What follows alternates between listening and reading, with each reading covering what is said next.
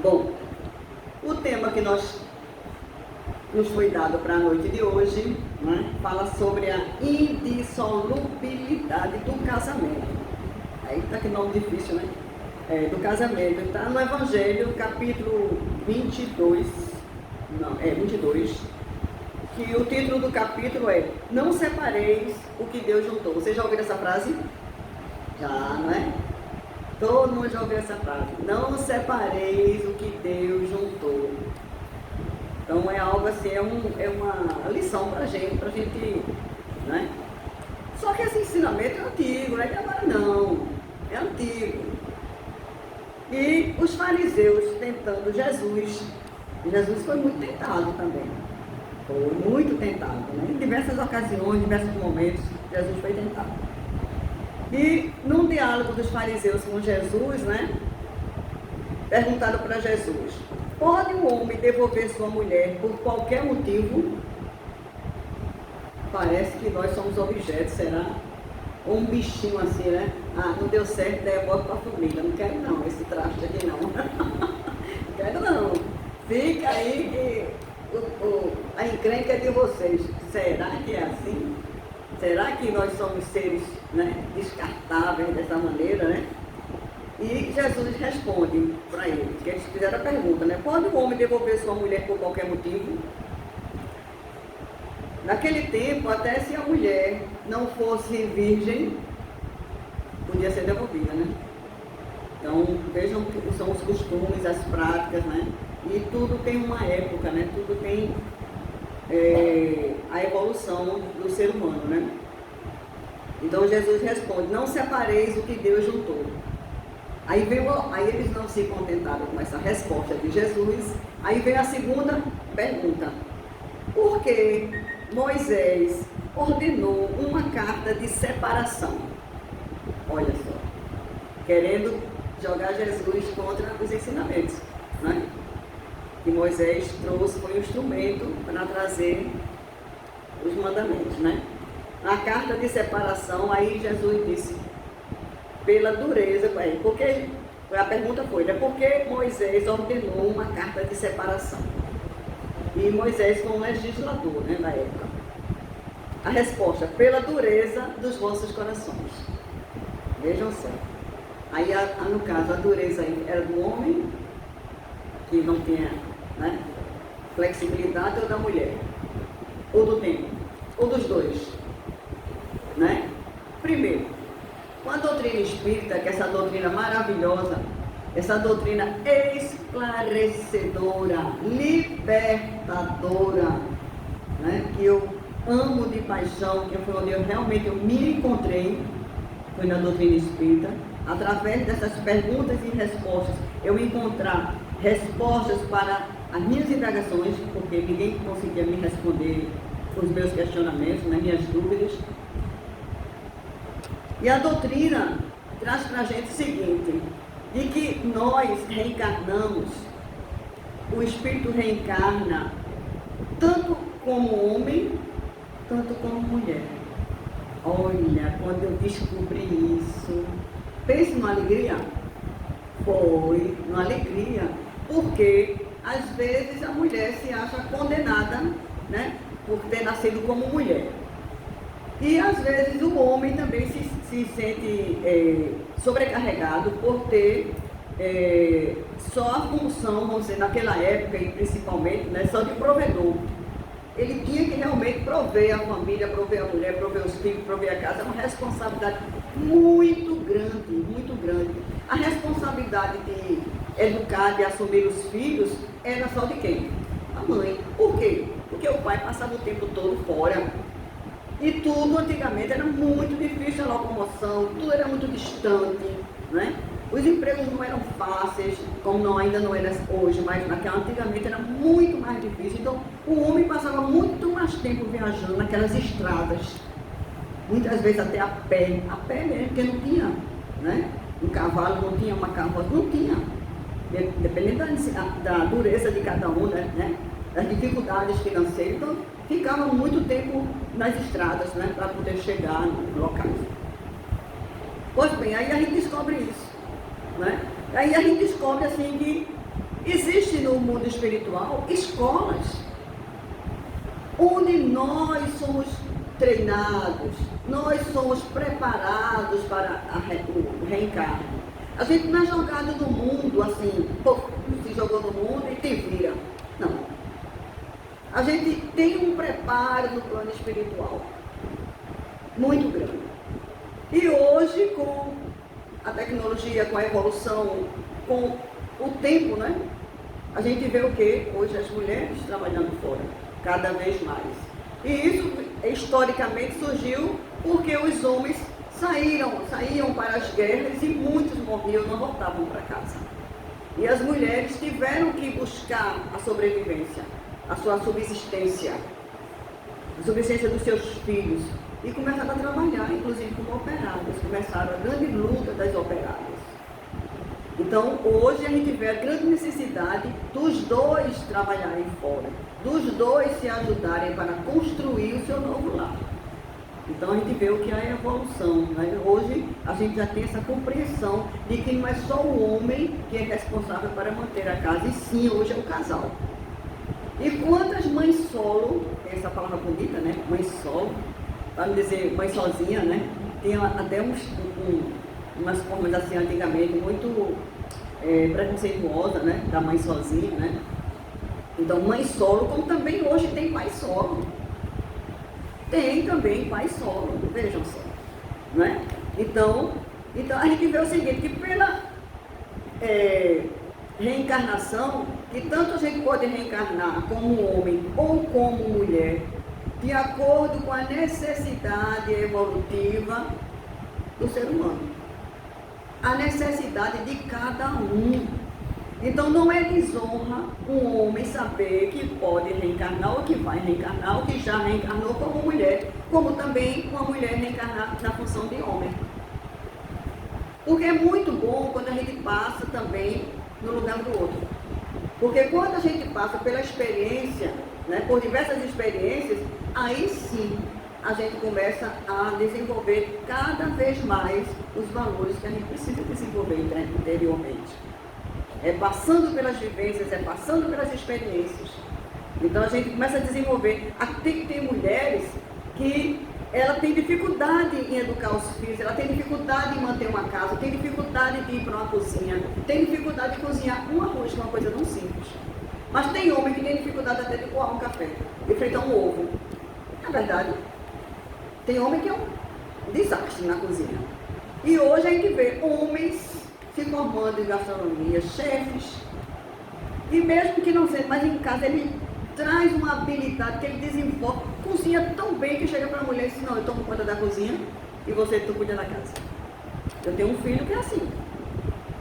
Meu filho, ele faz, eu tomo conta da cozinha e Mônica, a minha nora, cuida da casa dos meninos. Hoje os meninos já estão na cozinha com ele. O mais novo é pai, o que é que tem para fazer aí? Pai, eu quero te ajudar. Pai, eu quero... Está fazendo o quê, pai? Já se interessa. Ele vem a caixa e corta aquele tomate, faça isso, faça aquilo. Porque era isso que eu fazia quando eu estava na cozinha com meus 3 filhos. Eu treinava eles. Eu dava uma oportunidade para eles. Então, eu tenho uma filha que essa era a mais difícil na cozinha. Porque ela disse, manhã, não invente de eu tratar a galinha. Não invente, mas... Não é inventar não, a galinha faz parte do nosso cardápio, da nossa comida, e você vai ter que aprender a tratar de galinha. Mãe, pelo amor de Deus, eu tenho nojo. Antigamente a gente não tinha esse negócio de luva, né? Hoje a gente pode usar luvas na cozinha, porque a mão não fica fervendo, não fica, né? Mas antigamente tinha esse negócio de luva, pega com a mão, tem que aprender a partir. Hoje a gente compra tudo já partidinho. Para quem não gosta de comprar o frango inteiro, porque eu ainda gosto do frango inteiro para partir, porque eu gosto de todas as partes do frango, né? Então, ela aprendeu a partir. E hoje todos cozinham bem. Ela ama a cozinha? Não ama. Ela ama a área de saúde, que ela se dedicou à área de saúde e se formou na área de saúde. Então ela ama os pacientes dela, ela ama trabalhar com as crianças, que ela se dedicou para a área infantil. Ela ama aquilo ali, então ela pouco tem tempo, mas teve filho. E com o filho nem sempre a gente tem um auxiliar em casa. E ela teve que fazer. E fez como? Já sabia, porque aprendeu comigo. Né? Então, a vida pede e a gente tem que desenvolver. E meu filho não é menos homem, nem mais homem, porque cozinha não. Muito pelo contrário. Ele é um excelente profissional e viaja muito também, mas quando está em casa, ele deixa a comida pronta para uma semana para os meninos. Todo mundo gosta da comida de Frank. Ó, depois você vê esse vídeo, velho, manhã, pelo amor de Deus. Aí, com a reencarnação, a gente descobre isso, né? Que a gente desenvolve isso aí. Então, no livro Nosso Lar, tem um capítulo lá que mostra, ensinando as mulheres, ensinando os homens, para quando eles reencarnarem e assumirem o papel de dono de casa, de família, eles terem noções das coisas. Então, ninguém é jogado assim, aleatório, no mundo das formas aqui não, como a gente chama, né? No mundo material não. Então, vamos em frente. Então, surgiu aqui, não é? Desde o tempo de Moisés, a carta, né? Que dava o direito de... que ele tinha que, né, criar uma maneira jurídica, né, de organizar a situação entre as criaturas, né? E a gente sabe o seguinte, que o que vem de Deus é imutável, o homem não consegue mudar. Mas tem a lei civil, que é o quê? Feita pelos homens. E ela evolui de acordo com as sociedades. Graças a Deus, tudo evolui. Vez por outra, tem a reforma das leis, tem que se adaptar ao momento atual. Né? E cada civilização, cada local, tem os seus costumes. E a gente tem que saber, se você vai para um país do Oriente, vai para lá, você vê que a coisa é diferente daqui. Lá, os costumes não são iguais, o nosso não, são muito diferentes. Tem local que a mulher é proibida até de estudar, ainda hoje, em pleno século XXI. Vê, a gente tem o fato a história daquela menina, se eu não estou equivocada, é Malala, aquela menina, né?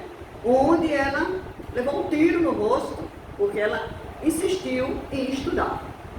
E hoje ela é uma jovem, né? uma mulher, que ela é o exemplo dos direitos humanos, do direito da mulher, do direito de estudar. Então, vejam só, a gente está em pleno século XXI, mas ainda a gente vê muitas diferenças evolutivas aqui entre a gente, das leis e dos costumes. E a gente tem que ter muito cuidado quando a gente sai daqui, quem tiver a oportunidade de sair, a gente tem que se adaptar ao que existe lá, porque senão você pode se encrencar, né? Se dar mal, né?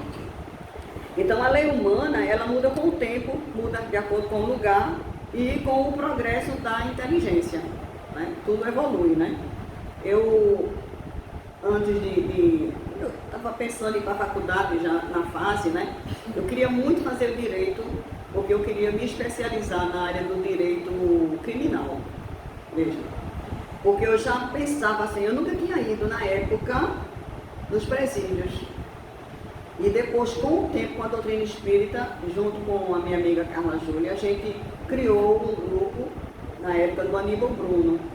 E a gente, toda quinta-feira de tarde, de 2 horas, a gente fazia uma reunião com os presos lá no auditório, onde a gente levava palestras espíritas, água fluidificada, e a gente fazia um trabalho com eles lá. Durante muito tempo, nós desenvolvemos essa tarefa.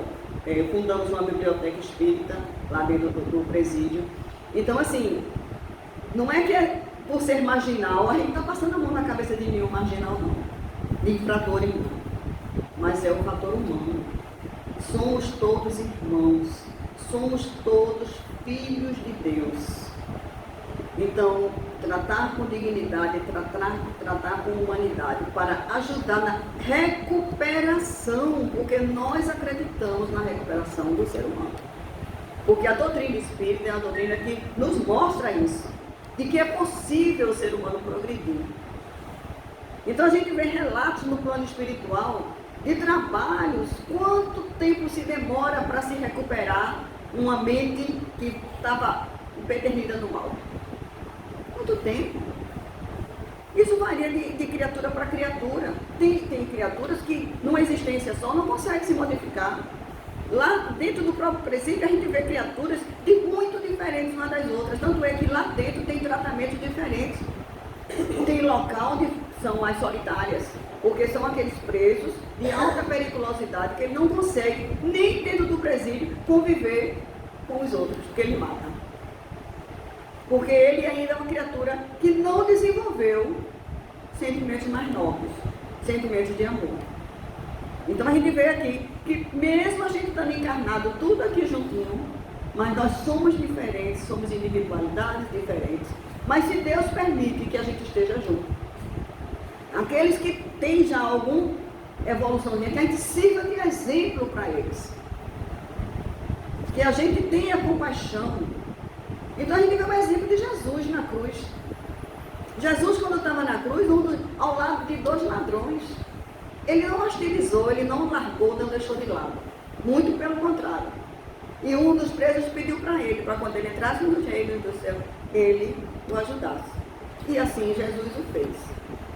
Então, a gente vê que é possível sim, porque o amor tudo pode, o amor tudo constrói. Mas voltando aqui para a carta, né, a carta do divórcio, quanto tempo nós aqui, né, no Brasil especificamente, demoramos até essa carta de divórcio? Eu me lembro que a minha mãe, na época, era o desquite, não tinha o divórcio, era o desquite. E a mulher desquitada, meu Deus, sofria demais na sociedade. Sofria demais. Então, quando ele diz aqui que o que Deus juntou, o homem não separe, mas existe a carta, né, para dar o direito, justamente porque nem sempre nós honramos o nosso compromisso. Nem sempre nós respeitamos o lar ao qual nós convivemos. Nem sempre nós temos amor. Então, imagine se não tivesse essa lei, imagine se não tivesse essa carta, se não tivesse esse direito, quantos crimes ainda, num número muito maior, iriam existir dentro dos próprios lares. Hoje ainda, quantas violências domésticas nós passamos. Então imagine a pessoa ser condenada a viver eternamente ao lado de uma pessoa, eternamente durante essa existência, ao lado de uma pessoa que não existe amor, não existe respeito, não existe tolerância, não existe nenhum tipo de vamos dizer assim, condições de conviver dentro de um mesmo espaço. Então, graças a Deus, e eu que eu diga, olha, eu já passei por alguns divórcios que não imaginava que iria passar, mas precisei passar por essas experiências. Quando eu vi o tema, eu disse, meu Deus, isso é para mim, isso é para mim, né? Passei por alguns divórcios, é fácil? Não é. Toda separação é muito dolorosa, traz um estresse muito grande. A separação de um estresse, ele é maior do que o estresse provocado por um luto, por uma perda de um ente querido. Imagina. Imagine só. Ele afeta mais do que a perda de um luto, o sofrimento por um luto. Não é interessante isso? Vejam só. Então é muito difícil, não é fácil não, né? Aí meu irmão chegou para mim na última vez da noite, agora parou, né? Eu disse que parou o que, menina? Eu estou viva ainda. Estou viva. Aí cheguei com meus filhos no grupo, voltei para a pista. Manhã, tá bom, tá bom nada, vamos em frente, a vida que segue, né? Vida que segue. Então, são experiências de vida. Fazer o quê? A gente vai morrer, se acabar e ficar com uma pessoa que não respeita mais a gente? Onde não existe mais amor, não existe fraternidade, não existe tolerância, não existe nada. Então você vai se desgastar, vai se acabar ali? Não. Você tem que ter coragem para mudar. Coragem. Então hoje o mundo e as leis lhe propiciam essa liberdade, esse respeito pelo ser humano. Como também tem homens que estão altamente infelizes no seu relacionamento. E tem que ter coragem de mudar. Tem que ter coragem de chegar e dizer, não basta, eu mereço ser feliz. Né? Embora a gente sabe que a felicidade ainda não é deste mundo, mas existe o quê? Momentos felizes. Então a vida não é um caos, não é um poço de miséria, de desgraça, não. Aqui nós temos a oportunidade também de vivenciar o amor, sim, né? Então vamos em frente. Então o casamento, ele tem aqui falando, né? O casamento, quando ele é divino, né, é a união dos sexos para a renovação da espécie. E quando ele é humano, as condições que regulam são humanas, variam com os países. Quando ele é divino, vejam só, quando a gente falava antes que existe um planejamento para a gente reencarnar, existe o planejamento também para a gente casar. Existe o planejamento para a gente ter os filhos. E por que tem pessoas que têm um planejamento para casar e não casam? Tem pessoas que têm um planejamento para casar e casam com uma pessoa completamente, a gente diz assim, uma pessoa errada. Porque o planejamento, vamos dizer assim, não é algo que se bate o martelo e vai ser daquela maneira que se planejou. A gente faz um planejamento com uma festa, a gente faz planejamento com um casamento, faz planejamento para isso, mas nem sempre as coisas ocorrem 100% como a gente gostaria que fosse, de acordo com o nosso planejamento, não é verdade? A gente pega um GPS, a gente vai fazer um trajeto aí, liga o GPS. Aí de repente você se distrai e pega uma rota diferente, porque no GPS ele dá a melhor rota. Tem algumas rotas e geralmente ele escolhe a melhor rota, que ele considera que é a melhor, pelo trânsito, pelo diversos fatores, né? Aí você se distrai, e aí você passou daquela rota, o que é que acontece? Ele recalcula a rota, não é? Você não fica perdido e assim, nunca mais você se acha, nunca mais. Não, assim mesmo que é o planejamento nosso, é feito no GPS. A gente tem um planejamento reencarnatório, mas se a gente se desviar daquela rota, existe um recalculamento daquela rota da gente. Está entendendo? Então, você pode se precipitar e casar com uma pessoa que não estava destinada, assim, vamos dizer, no seu planejamento. Como tem pessoas que têm um planejamento para não casar e que casam. Livro de André Luiz, eu me lembro de um desses relatos, onde o rapaz, ele tinha um planejamento para vir como padre, como celibatário, e nesse celibatário ele iria ter a oportunidade de adotar, se eu não me engano eram 5 crianças, era um número de crianças, mas que ele iria adotar essas crianças e trabalhar com elas dentro do convento, dentro das condições que tinha ali. E ele precisava ficar a quilômetros de distância de mulheres. Vejam só, ele precisava ficar a quilômetros de distância de mulher. Por quê? Por que ele precisava do celibatário? Justamente por que existe ainda hoje? Porque ele precisava ficar um tempo sem ter relacionamentos afetivos sexuais. Porque ele era um desastre nessa área. Ele era um desastre na área afetiva sexual. Então ele precisava ficar um tempo no celibatário para poder se reorganizar psicamente, moralmente, adquirir novos valores, tudinho, para poder, futuramente, ele voltar a se relacionar com a outra pessoa. E o que é que acontece? Então, houve um planejamento. Aqueles 5 espíritos que ele iria adotar e tratar como filho, eram espíritos obsessores dele. Eram espíritos que o conduziam e ajudavam ele para que ele se desviasse cada vez mais do caminho do bem, do caminho reto, vamos assim dizer. Então esses espíritos precisavam também passar por um certo período também de educação. Então tudo tem uma finalidade aqui. Quantos falem? A gente vê padre e tal, padre isso, padre aquilo, aconteceu isso, pedofilia. Por quê? Porque eles saíram da rota do GPS deles. Mas não estão perdidos para sempre. Porque Deus nos ama infinitamente e sempre nos dá novas oportunidades. Isso é uma grande verdade. Então aquele jovem que tinha na programação dele de não casar, aí o que é que acontece? Ele não nasceu padre, claro. Era a família que escolhia, a família indicava, a família levava, porque a família também fazia parte desse planejamento. Quando ele chegou aos seus 16, 17 anos, o auge da adolescência, né? Dos hormônios, e ele muito agitado dentro de casa, atacado, tudinho, aí dizia o quê? Está precisando namorar, está precisando de mulher. Leva ele por aqueles locais, não sei o quê. O pai tinha essa missão antigamente. Veja que coisa, né? Levaram ele para o psicólogo, e o psicólogo disse, você é muito jovem, você não tem que reprimir nada não, você tem que dar vazão. Olha que psicólogo mal preparado, moralmente, para dar uma, não é? Porque se a pessoa tem tendência para o álcool, dê vazão, tem tendência para a área sexual, dê vazão, viva todas as experiências que você... Não é assim.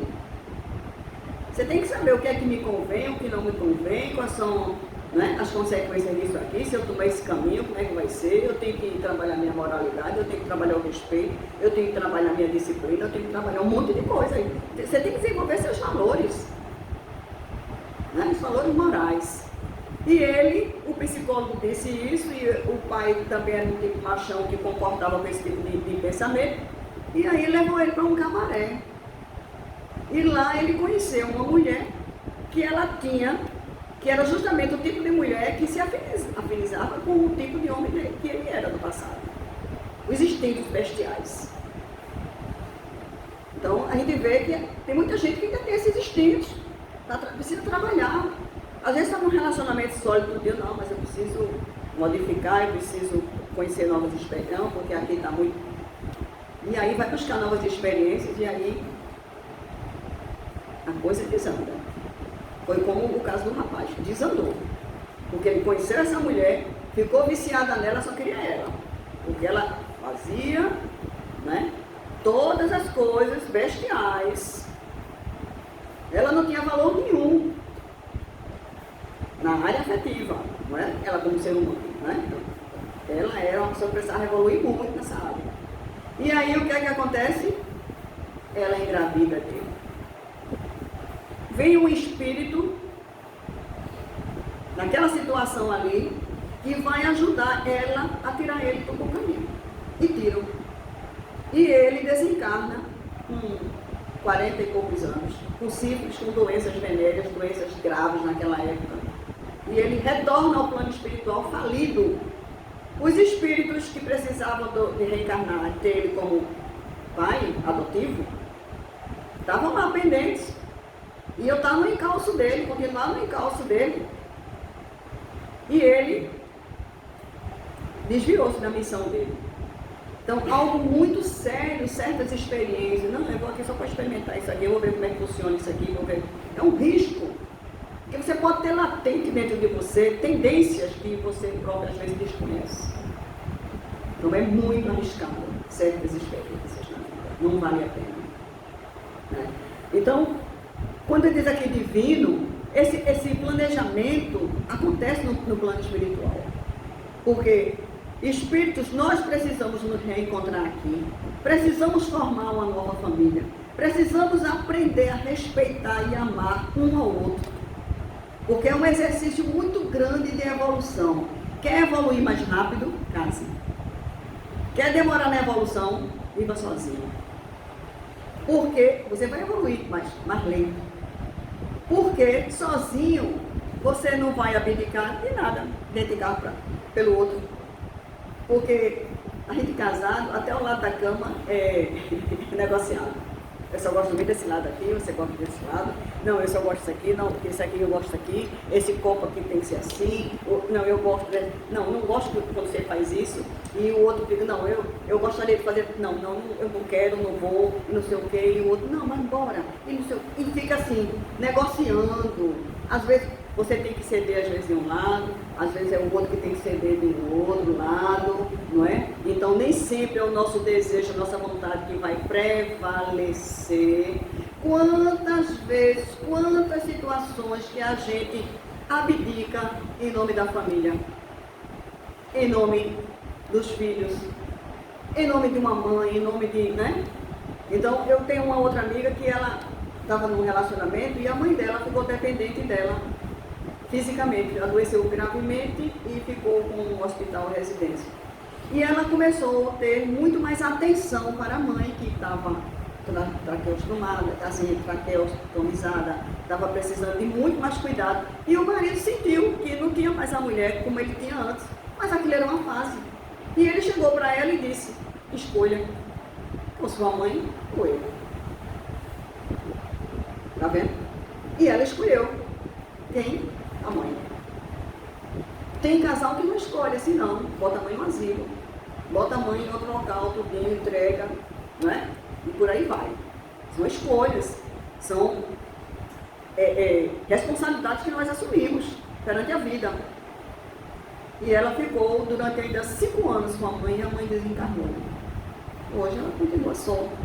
Quando eu a conheci, ela estava num tratamento psicológico, estava numa depressão muito grande e eu tinha saído de um relacionamento que tinha me destronado, me destroçado. E esse relacionamento foi tão drástico, foi tão ruim para mim, assim, foi tão doentio, né? Eu adoeci, precisei de tratamento, precisei de acompanhamento, precisei de reaprender a sair só. Eu tinha medo de sair só, eu tinha medo de ir no shopping, eu tinha medo. Olha, eu desenvolvi até um pouco, vamos dizer assim, de pânico, que é doença mental. Eu tinha medo. Os filhos todos casados, cada um nas suas vidas, né? Aí não pode exigir que ninguém venha morar com a gente, nem a gente morar com eles. Então, vamos morar só. Enfrentar a vida só, que é um grande desafio depois que você passa por uniões duradouras. Eu passei por união de 28 anos. Depois passei por uma união de 8 anos, depois passei por uma união de 6 anos e depois de 1 ano. A coisa, não é? Porque eu aprendi que a gente não é obrigada a sofrer num relacionamento, tem que ter coragem para mudar. E essa coragem eu aprendi, né? Desenvolvi isso aí, esse amor próprio, né? Amor. Isso é fácil? Não é fácil. Então esse medo de sair, então foi quando eu conheci essa minha amiga, porque eu já estava saindo só. E a psicóloga disse, olha, vou te encaminhar uma pessoa para tu dar um suporte para ela, porque ela tem muito medo de sair só. Tá bom. Me apresentou, marquei com ela, só que as primeiras 5 vezes ela farrapava, marcava e farrapava. Aí inventava desculpa, o elevador deu pane, não sei o quê, mas era um medo, eu sabia que era um medo de dar o primeiro passo. Gente, eu superei tanto esse medo que eu fiz uma viagem internacional sozinha. Foi um grande desafio para mim. Grande desafio. Você fazer uma viagem internacional só. E eu tive a coragem de fazer e fiz. Passei uma semana fora. Valeu a pena, porque eu sei que eu sou e nós somos capazes de fazer o que for melhor para a gente e viver o dia de hoje, só por hoje, viver o dia de hoje. Então isso é muito importante, certo? E a minha amiga conseguiu independência, hoje ela não precisa mais de mim. Hoje ela sai sozinha, já fez novas amizades, tudo criou asa. Vamos dizer, ela criou asa. Graças a Deus que ela está bem, está ótimo. E é isso, ninguém é escravo de ninguém. Não é? E a gente não tem que ser escravo da mente da gente, nem escravo com medo das coisas, né? Porque o medo é uma escravidão. Né? Então a gente tem que ter cuidados, é diferente, né? Cuidados. Então vamos em frente, né? Não, no casamento humano as condições que regulam são humanas, que variam de países para países, né? Tem local aí que tem país que o homem pode ter 3 esposas. Imagina, já é difícil, né? Administrando, imagina com 3, mas eles conseguem. Não sei como, né? Mas conseguem administrar, né? Eu não consigo administrar isso. Eu acho que a fidelidade e o respeito, não estou dizendo que eles faltam respeito não, porque não é nada escondido, né? Então lá é tudo às claras. Eu acho que o que machuca a gente aqui é justamente a traição, sabe? É algo que me machuca, é algo que dói, é algo que eu acho que ninguém merece ser traído. Nem um homem merece ser traído, nem uma mulher merece ser traída, certo? Então, se a pessoa tem um tal de chamado assim de relacionamento aberto, se os dois concordam, os dois administram isso aí bem, tudo bem. Mas tem que ser conversado, tem que ser acertado entre as partes, né? Mas quando você preza pela fidelidade, pelo respeito, e o outro começa a fazer as coisas escondido, e aí você descobre, eu não consigo mais conviver, habitar com uma pessoa que eu não tenho mais confiança. É muito difícil, né? Muito difícil, mas vida que segue. A gente só deve ir até onde a gente consegue.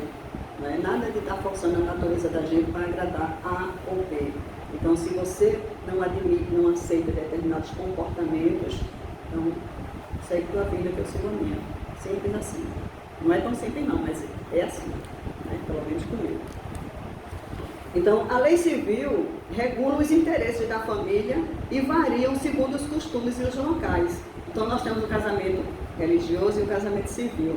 Eu até, a semana passada, conversando com uma das minhas filhas, disse: ai, Lília, eu estou com saudade de casar novamente, de fazer aquela festa linda de casamento. Amanhã, tá bom, né? Eu disse: mas festa de casamento tão lindo, né? É a celebração do amor, né? É um momento assim de tanta alegria, né? De tanta felicidade, né? Gente, eu vivi uma lua de mel em Fernando de Noronha. Olha que sonho, né? É um sonho, é um local belíssimo. Eu nunca imaginei na minha vida que eu iria em lua de mel e fui. O casamento acabou. Não logo em seguida, mas depois de mais de 3 anos depois dessa lua de mel, acabou. Não, foram 6 anos. 6 anos de casamento. Acabou, mas vivi belos momentos, vivi momentos muito bons. Conheci, fiz amizade com a família. Sabe, eu tenho diversas famílias hoje dos meus ex, que me amam de paixão, né? Porque não foi eu que pisei na bola, né? Espero nunca pisar, nem faltar com respeito com ninguém, porque é uma coisa que eu prezo, né? Então, mas fiz muitas amizades boas, sou muito bem recebido onde quer que eu vá. Em Curitiba, em São Paulo, porque meu ex tinha família fora e a gente ia para a casa dele, estudei. Na Argentina, passei 20 dias na casa de um cunhado na Argentina. Então, se eu quiser voltar a qualquer momento nos Estados Unidos, tem portas abertas. Porque eu fiz belas e grandes amizades. Meu ciclo cresceu de amizade, de amor, de carinho pelas pessoas. Então nem tudo foi tão ruim não, teve muitas coisas boas. E ainda tem ainda, né? Porque tem as famílias, né? Por aí vai, né? E tem também, assim, no casamento, uma coisa que é interessante, é o juramento, né? Juro ser fiel, juro cuidar na doença, na tristeza, na alegria e na... Olha, isso é tão sério. É melhor nem jurar. Se você tem dúvida, você não é cumpridor dos seus compromissos, é melhor nem jurar. Se eu te amo, pronto, sejamos eternos até enquanto dure. É mais bonito, não é? Do que fazer um juramento que você sabe que você não é capaz de seguir aquele juramento. Gente, olha, hoje eu desenvolvi também um trabalho, eu faço celebração de casamento. Eu gosto tanto de casamento, eu faço celebração de casamentos ecumenicos, né? E aí é um dos momentos mais lindos, que é o momento do quê? Da declaração, do juramento. Então, pela experiência que eu tenho, pelos casamentos que eu passei, eu jamais peço para eles fazerem esse tipo de juramento. Não. Vamos fazer um juramento, vamos dizer palavras de amor um para com o outro, né? Então, é algo assim bem, sabe, bem personalizado, de acordo com os noivos, né? E na hora o último casamento que eu fiz, foi muito bonito, porque os convidados, eu pedi para todos ficarem de pé. Quem tivesse acompanhado, que ficasse um de frente do outro e fizesse o seu juramento ali na hora.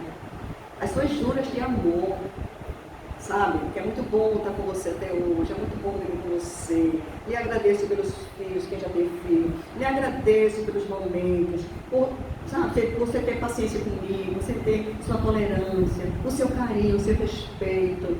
E no momento do beijo, todos se beijam. Pense no casamento. Por exemplo, eu fiz também um casamento comunitário, que foi mais de 70 casamentos, 70 noivos. Gente, foi a coisa mais linda do mundo. Tanta celebração de amor ali. E muitos casais lá no Tribunal de Justiça já tinham filhos.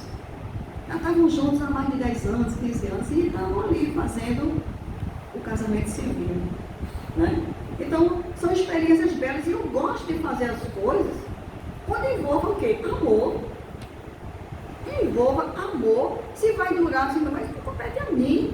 Nem está julgando, nem está. Veja só, por essas experiências, né?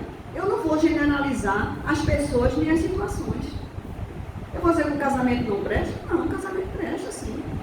O casamento é algo bom, é algo que eu acredito, não é? Então, baseado no amor, no respeito. Agora, o que é que acontece muitas vezes no casamento aqui? São os interesses materiais. Os pais ainda estão naquela de querer escolher o casamento dos filhos, né? Então, a gente pode até dar uma opinião, mas interferir jamais, porque aí tem o livre-arbítrio de cada um, né? E assim, se a gente pega uma união, já começa em interesse, né? Interesses materiais, interesse porque a pessoa ganha bem, interesse porque a pessoa tem um carro, ou tem uma moradia fixa, ou tem o seu... Isso não é amor não, isso é interesse.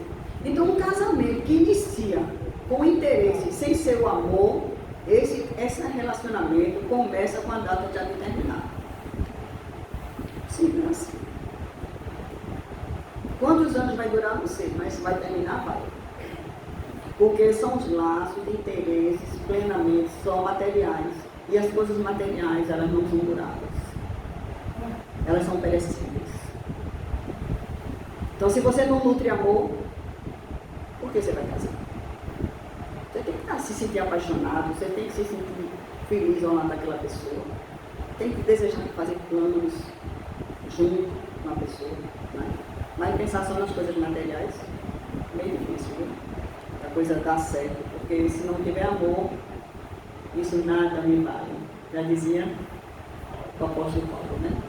Na carta aos Coríntios, né? Posso jogar no fogo, posso isso, posso aquilo, mas se não tiver amor, isso de nada me vale. E realmente, nada vale sem o amor. Nada. Na lei divina, quando ele fala aqui, existe a lei do amor. O casamento na lei divina é exclusivamente moral, não se liga a essas coisas materiais. Afeição mútua, que não é só sexo. Sexo é muito bom, sexo é muito importante, mas não é só sexo. Porque existe momentos de dificuldade na vida da gente, onde a gente não consegue praticar o sexo. E aí? Eu vivenciei 1 ano e meio de câncer. E aí? Quimioterapia, radioterapia, cirurgia, tinha condições de estar pensando em sexo? Nem libido tinha. E a dor e o sofrimento foi tão grande que eu não tinha condições. Então, se você não tem um casamento sólido, muitos maridos abandonam suas esposas no momento da doença, no momento da dor, no momento do sofrimento. Então, isso não é amor. Estava por algum outro interesse, menos amor. Quando você... No seu planejamento, você recebe um filho especial.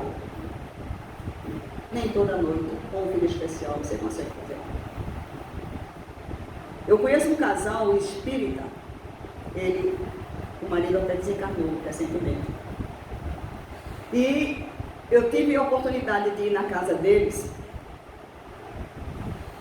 Eles tiveram diversos filhos, se eu não me engano, 5 filhos. E um dos filhos veio com a doença mental. Já é um homem hoje. A casa deles é uma casa assim, bem simples. Ela disse, Edneide, olha, não repare não, viu? Porque aqui não tem um quadro na parede, aqui não tem uma cortina, aqui não posso ter nada em cima dos móveis. Porque quando ele surta, ele rasga tudo, ele quebra tudo. Então a gente resolveu ter tudo muito simples. Não é que a gente não possa não, a gente pode. Mas a gente optou para nunca internar nosso filho numa clínica. E a gente cuidar dele dentro de casa. Com terapia, com médico, psiquiatra, com tudo, mas não internar. Então, nos momentos que ele surta, a gente tem que conter, aprender a conter, abraçar, sabe? Então, ter cuidado para ele não fugir, porque ele é um homem hoje, a força dele é bruta, né? Porque ele não tem noção da força. E eu vi assim, meu Deus, quanto amor naquela família. Quanta renúncia. Quanto sofrimento para ajudar aquele espírito endividado, gente. Que precisa justamente de uma família para ele poder se reajustar. Se essa família não for instituída dentro das leis divinas, ela não sobreviveria. Então, existem diversas formas de casamentos aqui na Terra, né? Tem os casamentos acidentais, tem os provacionais, tem os afins e tem aqueles casamentos realmente por amor. Então, são criaturas, a gente vê no nosso lar, a mãe de André Luiz dizendo, meu filho, eu preciso me despedir de você porque eu preciso retornar, vou reencarnar. Mas mãe, você não precisa retornar agora. Preciso, meu filho. Eu preciso reencarnar para tirar teu pai do local onde ele se encontra. O pai e André Luiz, do livro Nosso Lar, do filme Nosso Lar, estava numa região de muita dor e muito sofrimento. Estava com 2 espíritos de 2 mulheres imantado nele, sabe, feito uns paradrapos que você, para tirar, você tem dificuldade? Sugando as energias dele. Porque eram 2 mulheres que ele se utilizava quando ele era casado com a mãe de André Luiz. Eram amantes, eram profissionais do sexo, que ele se valia delas, se utilizava delas. E elas ficaram também dependentes deles, porque há o quê? Um acoplamento fluídico entre as pessoas. Isso é muito sério isso aí. Desencarna, continua. E ele, se ele não fosse tirado dali, ele ia perder a forma física, a forma dele, perispiritual. O perispírito. E o espírito fica como se fosse um ovoide. Ele perde a forma, fica uma coisa horrível, os ovoides. E ela, por muito amor, disse, eu preciso reencarnar, e ele vai ser tirado dali, e eu vou recebê-lo como marido de novo. Sabe aquele marido que tinha muitas mulheres e ela descobria, mas o amor dela para com ele era tão sublime, ela era tão evoluída, que ela superava tudo isso. Tanto é que ela renuncia lá onde ela está, no plano espiritual, que foi ela que ajudou a recuperar o filho, que era o filho do umbral. Ele passou 8 anos no umbral, André Luiz. E esse espírito dessa mulher, essa mãe, foi que conseguiu resgatar ele. Vejam só. E aí André diz, mas mãe, tudo bem, você vai tirar meu pai dali. E aquelas 2 mulheres?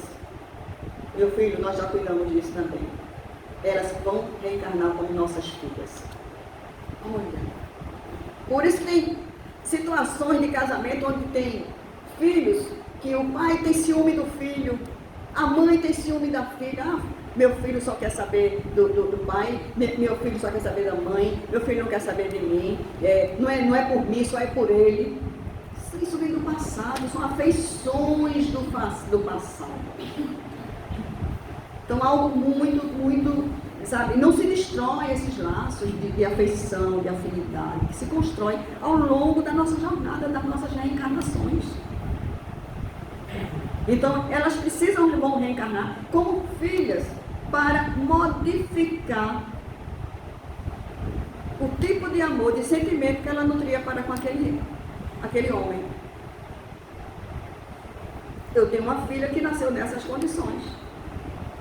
A minha filha mais nova, do meu primeiro casamento, ela é adotiva. Eu poderia ainda ter tido meu terceiro filho, iria tê-la. Ela estava na programação. Quando ela viu que eu ia ser a mãe dela, na reunião que fizemos, ela desistiu, porque ela tinha uma aversão a mim. Porque na existência anterior, ela concorreu comigo com o amor de um homem. E ele e eu, nós ficamos juntos, e ela ficou preterida. Ela não aceitou, se achou que perdeu o jogo. A vida não é um jogo de apostas. Não é. E ela não aceitou reencarnar na nossa família. E aí o que aconteceu? Ela precisava reencarnar, porque senão ela ia passar a ser uma obsessora do casal. Arranjam uma mãe, um lar, uma mãe, ela reencarna por essa mulher, a mulher a abandona numa casa, na maternidade, a maternidade entrega para o juizado, o juizado entrega para a FEBEM e eu vou na FEBEM resgatar ela. E ela volta para dentro de casa. Aos 7 anos, mais ou menos isso, ela olhava para mim e dizia, eu odeio você, eu detesto você, eu não quero você como minha mãe. E deixa em si, eu quero morrer, eu vou morrer, eu quero morrer. Tratamento psicológico, tratamento psiquiátrico, tratamento espírita, já é espírita, tratamento direto na casa espírita, porque ela, vou fugir de casa. E ela ameaçou fugir diversas vezes, porque ela não suportava conviver comigo. Agora com o pai, no dia que ela saiu do abrigo, que a gente teve a autorização para tirar ela do abrigo, Antigamente a criança andava no banco da frente. Era no meu colo, uma mão era assim, a outra mão era alisando o braço dele, ele passando marcha e ela alisando o braço dele. Ele foi totalmente contra essa adoção, mas eu lutei muito e eu consegui. E na minha separação ela ficou com ele. Cuidar do pai, cuide, seu pai precisa de você. Sabia de tudo. Já tinha conhecimento de tudo ali. Tem o maior carinho, o maior amor por ela. Zé Edson conhece, né, Zé? Nossos filhos foram criados na mesma escola, na mesma creche, né, Zé? Trabalhamos na mesma empresa durante mais de 30 anos. Então, a reencarnação explica tudo isso. E a reencarnação é uma coisa tão maravilhosa que conseguimos superar esses laços de animosidade. Hoje ela é uma das filhas que mais se preocupa comigo. E assim, dia não, está fazendo vídeo chamado. Mãe, e aí, como é que tá? Mãe, você está bem? Mãe, você está precisando de alguma coisa? Mãe, olha, mãe, se a senhora for com o médico, me chama para eu ir comigo. Mas, mãe, a senhora foi e me chamou. Não precisava, minha filha. Né? Então, hoje, a gente conseguiu. Hoje ela é casada, tem filho, psicopedagoga, trabalha com crianças especiais, tem todo um trabalho, né? Tem filho, tudo. Amadureceu muito, desenvolveu muito, sabe? Espírita, praticante. Conhece sobre a reencarnação, a história de vida dela, ela sabe. Todo o seu passado, desde criancinha, eu contava para ela que ela não tinha nascido na minha barriga, que ela nasceu no meu coração. Então, quando ela tomou pé de vida assim, ela, consciência da vida dela, ela não entrou em choque. Ela teve uma crise de choro, uma realidade, né? Mas é normal. Ela é ser humano também, ela sente, ela tem esses sentimentos também. Né? É verdade isso aí. Está entendendo? Então, na separação, essa primeira separação foi uma das mais dolorosas, né? Depois de 28 anos, ela foi a única que me ajudou a tirar minhas roupas de casa. Porque se eu não saísse, eu ia enlouquecer junto com ele, porque ele desenvolveu umas patologias muito difíceis, não aceitava tratamento e eu estava afundando junto com ele, eu estava adoecendo mentalmente com ele. E a gente não pode se jogar no poço junto com a criança, uma criatura que não quer se cuidar. A gente tem que se amar, tem que se preservar também, tem que, sabe, o respeito a si próprio, né? E ela foi a única que me ajudou naquele dia fatal ali. Ela estava comigo, sofrendo muito, mas ela disse, mãe, eu vou lhe ajudar. E eu disse, mas fique com seu pai, porque seu pai precisa muito de você nesse momento. Porque ele estava com a doença mental, então ele precisava realmente de muita ajuda. Né? Realmente os filhos ficaram do lado dele, com certeza, e precisavam, e eu fiz uma reunião com eles, sabe? Então isso aí é se separar com respeito, se separar com amor. A gente não pode simplesmente jogar as pessoas, né? Então tem coisas que a gente não consegue mais conviver, mas tem que ter um limite, tem que ter o respeito, tem que ter a consideração pelo outro, né? Fiquei ainda, sabe? Plano de saúde, tudo, dando toda a assistência que ele precisava. E hoje ele está bem mentalmente, ele está recuperado. Hoje ele está casado de novo, está muito bem casado, graças a Deus. Se recuperou. Graças a Deus que ele está bem, eu fico feliz, cumprimento ele, vou na casa dele, cumprimento a esposa dele, é espírita também. Sabe, pessoas maravilhosas, vida que segue, gente. Vida que segue, eu não vou ser inimiga de ninguém, não quero ser inimiga de ninguém, não vale a pena a gente viver dessa maneira. Não vale a pena você viver com mágoas, com ressentimento, com ódio, porque adoece mesmo, e adoece gravemente, adoece o coração, adoece, sabe? É muito sério isso. A vida é muito curta para a gente viver mal. Então a gente realmente tem que viver bem, tem que procurar amar. É um grande desafio nosso, é amar. Jesus vive nos amando, nos aceitando da maneira que nós somos, com as nossas limitações. Maria de Nazaré saiu de casa, num momento também muito difícil, depois da morte de Jesus, ela foi viver praticamente só, porque os outros filhos não entendiam, não compreendiam. E ela foi dedicar a vida dela às criaturas que precisavam de ajuda. Então, um grande exemplo de Maria, grande exemplo de um casamento por amor, Maria e José, para receber Jesus. Mas o amor deles foi tão grande que eles não só receberam Jesus, receberam outros espíritos também, que precisavam da reencarnação. Isso é amor, gente. É fácil? Foi fácil a vida deles? Não foi. Foi muito difícil, né? Então, muitos sofrimentos, perdas. E a vida nossa é que nós estamos ainda no mundo de provas e expiações. Então, vamos procurar viver bem e praticar o bem, porque é muito bom ser bom. É muito bom fazer o bem. Faça o bem sem olhar a quem. Que Jesus nos abençoe, que Jesus nos ampare hoje e por todo sempre. Que assim seja.